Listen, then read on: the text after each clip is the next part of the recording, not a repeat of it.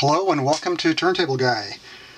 On the bench today is a Technics SL-1400 Mark I. This is a direct drive turntable, I believe mid-70s, 1976, 1977. The 1400 is a semi-automatic direct drive, so it's a manual start and auto return.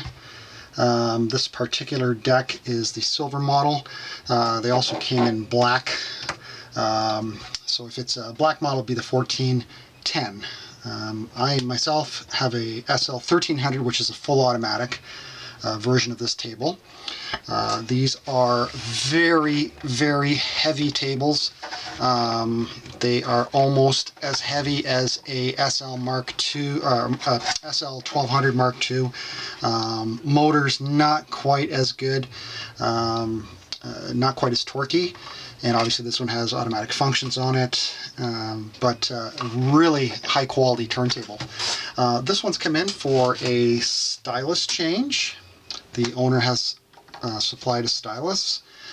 He would also like a Shure M44 mounted on a new head shell, and he would like his turntable serviced. So we're going to give this thing a general service and do everything that he would like, and we will start. Okay, first thing we're going to do is, he mentioned that he does want to put a new stylus on here. Oh, yeah, you can see this one is it's shut. So we will do that.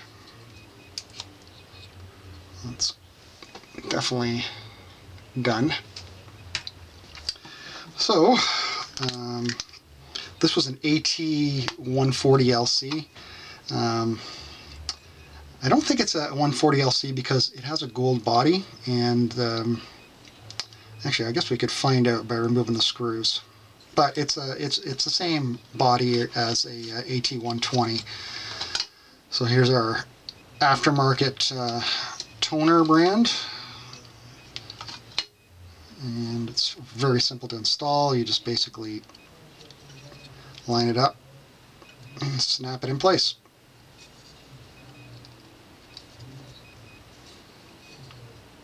Easier said than done. Here we go. And there it is. Installed. So we'll see how this sounds. You know, sometimes aftermarket style, I love to give you a little bit of, you know what, I just noticed that the screws for this head shell are too long, and it's preventing the cartridge from sitting flush. So we're going to have to change these screws. So that's next. Well, let's just put that aside for now. Let's see how our turntable is functioning here. I always like to start off by seeing if it's spinning properly, how the, why don't we take this dust cover off, or at least loosen it, just to see how it's performing before we actually service it. That way we can get a rough idea what it needs done. I know for sure that these pitch controls, we'll be cleaning those, and also the speed switch over here. Lubricating the main bearing, which should be very similar to the last Technics table that I did.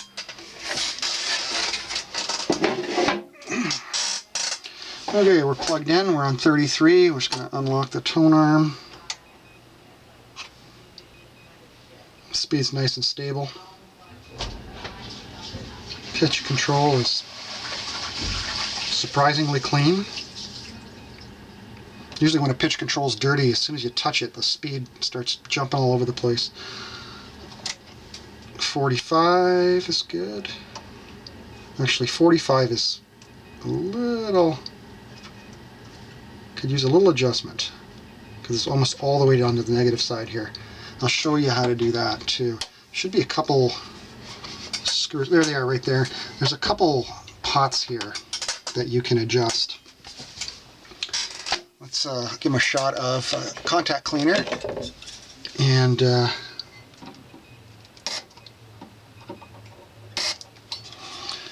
proper procedure for doing that is you're supposed to center these pitch controls and then adjust the speed there. So this 45 is almost all the way to the negative side, so I would say that's about center.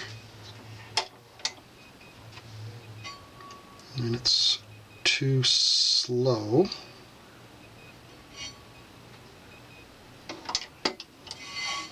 So if we get our screwdriver, we'll bring that up a little bit.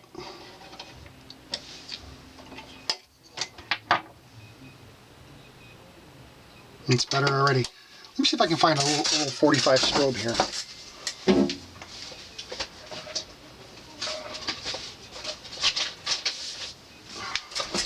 This is a nice, hopefully, I don't know if the lighting in here will help you able to see what I'm doing.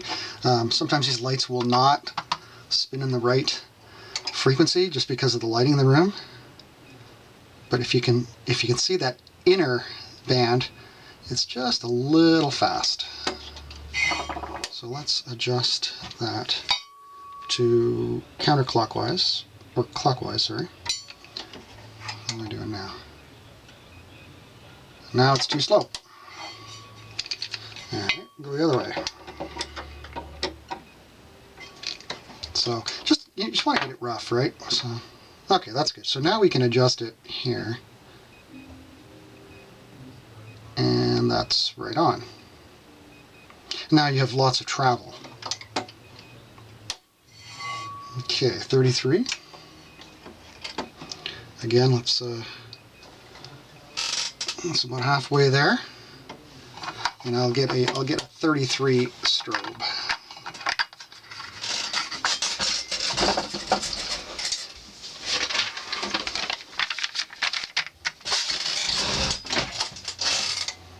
Let's see. A little slow, so let's speed that one up.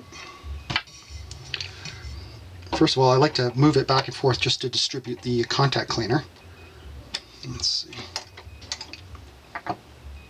Way too fast.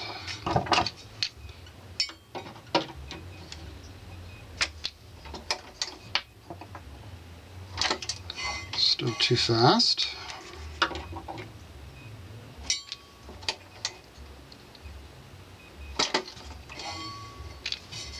It's funny, sometimes the pot is very touchy and sometimes you really have to move the screw.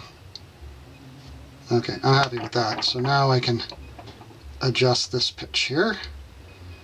And there we go, perfect 33. Okay, so that's servicing the speed. Now we'll put the dust cover back on and plug it. You know what, before we do that, let's check the auto return on it. I'm just going to throw a head shell on here for a second.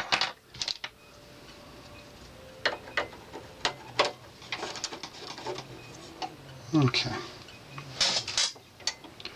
So we're just going to test the auto return.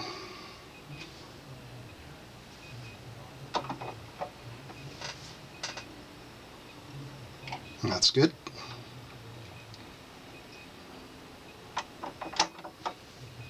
I tell you, these tables are like tanks. Good luck killing them. And we're going to just test the cut. Perfect.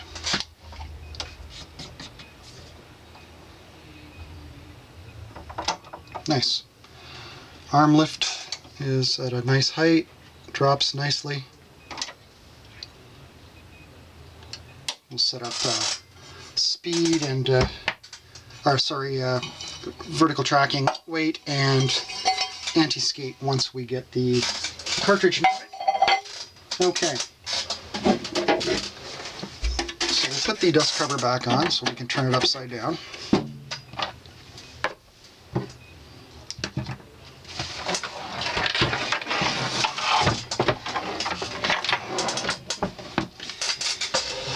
And oh, the dreaded 15,000 screws. So we'll pause and we'll come back.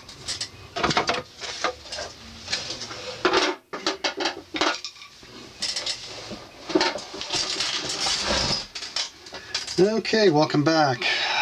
So Here are our pitch controls and our speed selector switch. So we're going to give them cleaning.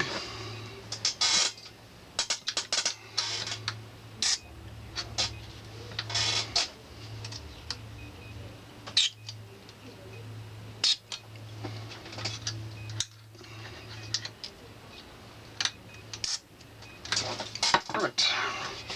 You just want to work that back and forth. You actually can feel the contact cleaner loosening the crud and lubricating the pots as you turn them, because they're stiff when you start, and then when you're done they're nice and smooth again. That's awesome.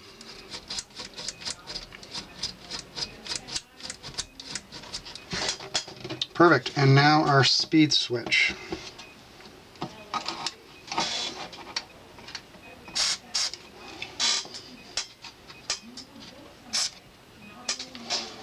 Same thing, just work it back and forth.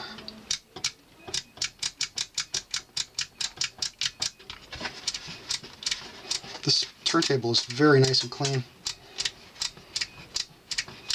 I mean, just look at all the metal inside this thing. The plinth is solid aluminum, it's not plastic. The mechanism is like, I don't know what kind of metal this is, stamped steel. It's all metal. There's just like no plastic in this thing except for some of the, obvious parts like the cam arm here. Just absolutely incredible. So when you see someone asking, $400 or $500 for one of these on the used market, it really is worth it, because you're getting something that's going to last forever. And the other thing is, these things sound really good. So definitely recommend these. Okay, so that's the internal service. Switches are clean. Now we're going to lubricate the main bearing. For that, we're going to have to put the bottom back on.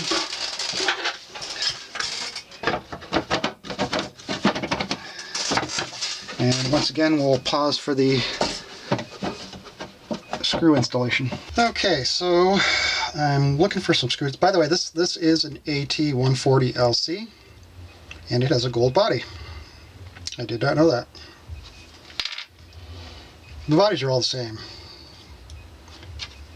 but the LC got pretty gold coloring. 140 LC. I had a 125 LC once. Great cartridge. So what we're trying to do here is put a screw. That the other screws were coming down so far, the new stylus wasn't sitting properly, so we're putting a shorter screw in.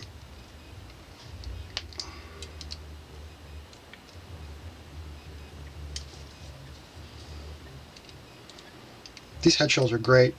You don't have to mess with any nuts.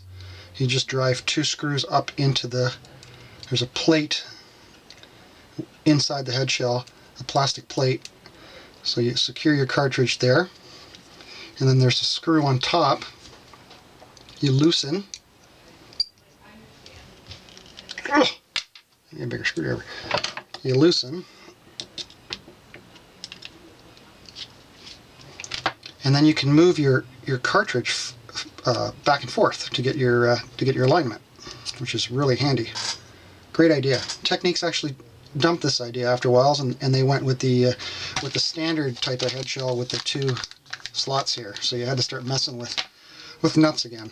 So let's see how our stylus fits now. Ah, that's how she goes in. That's how it should sit. Beautiful. All right. So now we're going to align this for Technics. You can use an alignment gauge if you like. Technics also has a tool that you slide the head shell into. But the standard overhang for the Technics is 52 millimeters. Okay. So from the tip of the diamond to the washer, okay, is 52 millimeters. All right, so I'm just going to go from 10 to to 15.2. So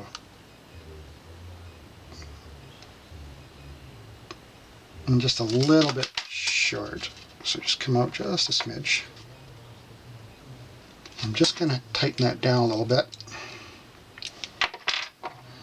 Let's check again.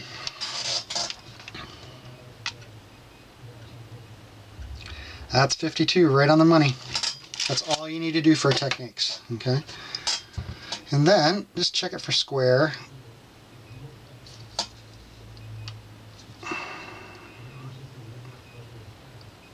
That looks good. And then, tighten it up. Done. That is how you mount a cartridge to a Technics head shell with the one screw system. Okay, so put that one aside, and we're going to do the same for this. We're going to mount this Shure.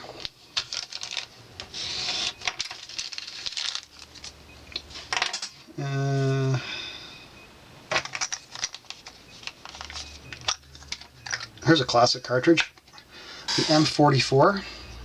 I think they started making this thing in the mid-60s, and they just recently stopped production. This is an American-made one, so this is an oldie. DJs use this. So this is a Shure M44-7 cartridge, but it's got an M44E stylus on it, which is very filthy. So you can mount any stylus that fits an M44 cartridge, whether it's the M44C, the M44-7, the M44G, the M44E, or the M55E. They'll all fit in this body. I think it's one of the best looking cartridges Shure ever made as well. Okay, so here's our aftermarket head shell.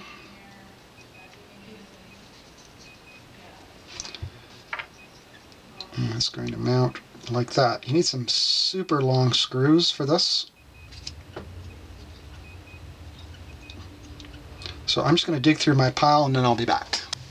Okay, so I've got a couple screws here that I think it'll work.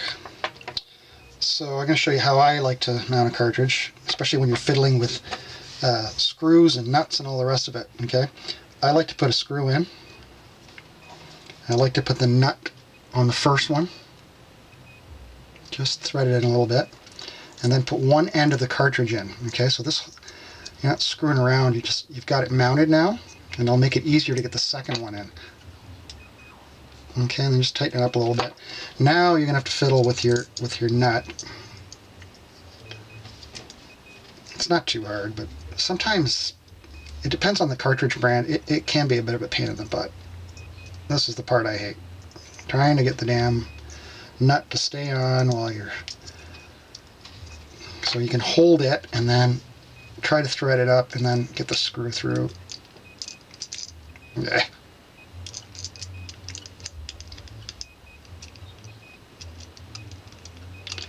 It's fiddly shit, it really is. There we go.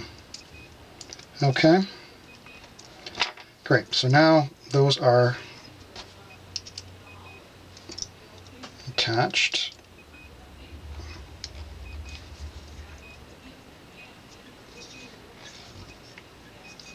So what we're going to do is we're going to do our wiring.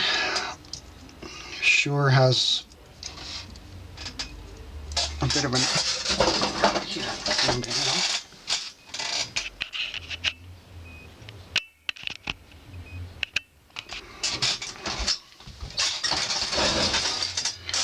Shure's wiring is a little bit different on the back. Their plugs go like this. Audio-Technica's are 4 in a row. Top one is left positive.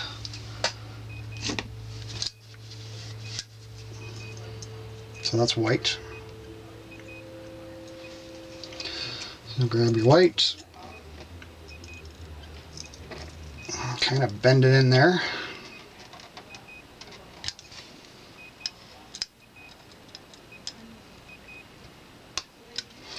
And then you've got your right positive. which is red.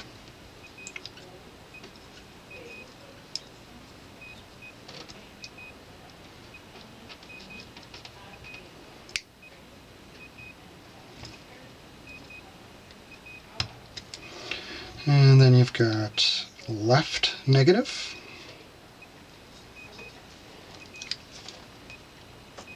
which is blue. And finally, right negative, which is green.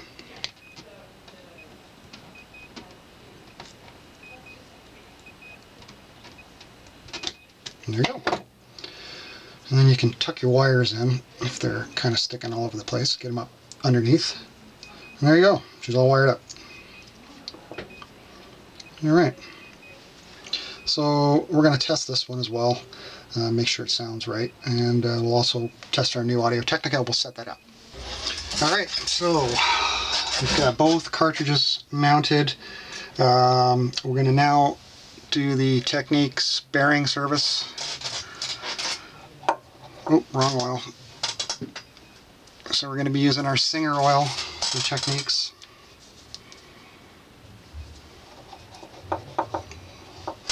Two or three drops in the bearing.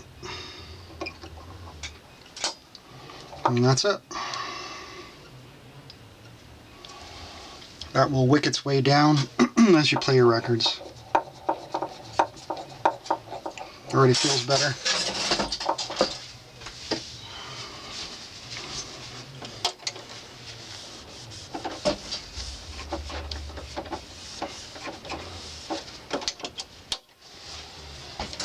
Okay, platter back on.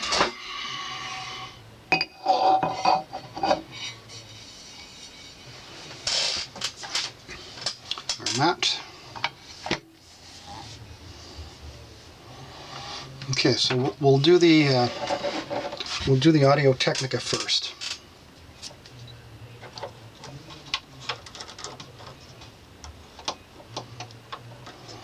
So this Audio-Technica, let's see if Tonar's got any. I don't know why they don't put the stylus pressure on the packaging. Nothing.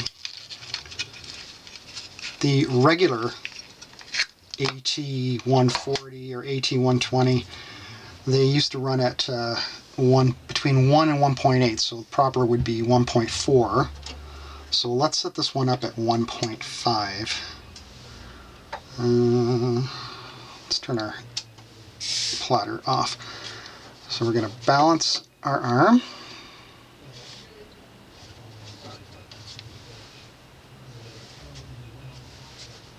Till it's floating.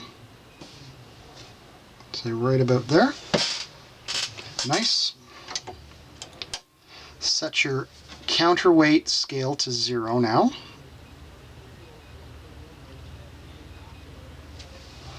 Check it again. Good. And now rotate to 1.5. And anti-skating, same amount, 1.5. Very good. All right.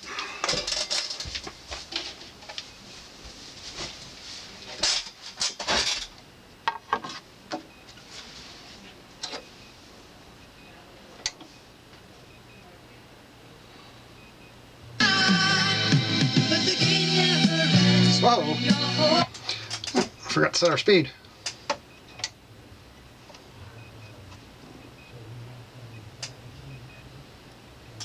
I moved the pots when I was cleaning them. I forgot to put them back. There we go.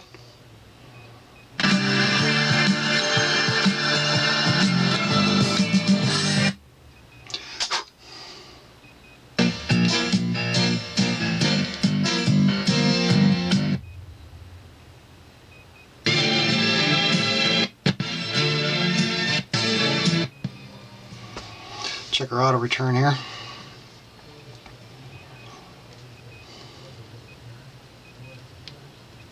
Hello. There we go.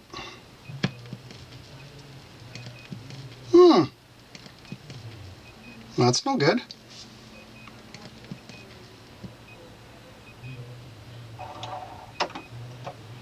Might need an adjustment. I'm going to try it again. Just let it cycle once, and then we'll check it again.